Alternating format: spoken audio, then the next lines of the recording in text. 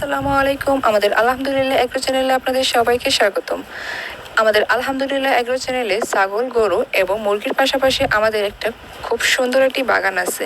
আমাদের বাগানে গ্রীষ্মকালীন, বারোমাসি এবং শীতকালীন প্রায় সব রকমের ফলই পাওয়া যায়। এই যে দেখতে পাচ্ছেন গ্রীষ্মকালীন ফল লিচু। আমাদের এই লিচুগুলো যেহেতু আর কিছুদিন আগের করা ছিল আমার ফোনে, তো এগুলো এখন প্রায় শেষ পর্যায়ে।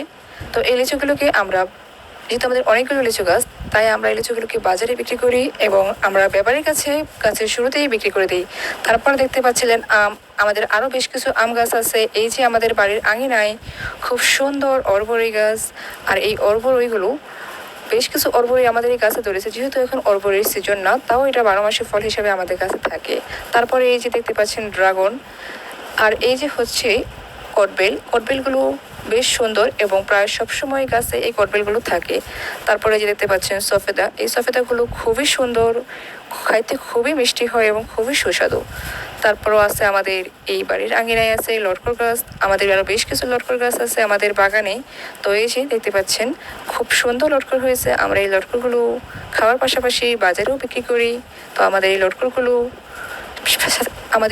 পাশাপাশি তারপরও আমাদের লিচু, আম, কাঁঠাল সবকিছুই আমরা বাজারে বিক্রি করি, সাথে আমরা ব্যাপারীর কাছেও বিক্রি করে দিই গাছে। তারপরে এই যে দেখতে পাচ্ছেন আখ, আর এই আখগুলো এখনো খুব ছোট, এগুলো আস্তে আস্তে বড় হবে, সেটা আপনাদের সাথে শেয়ার করব।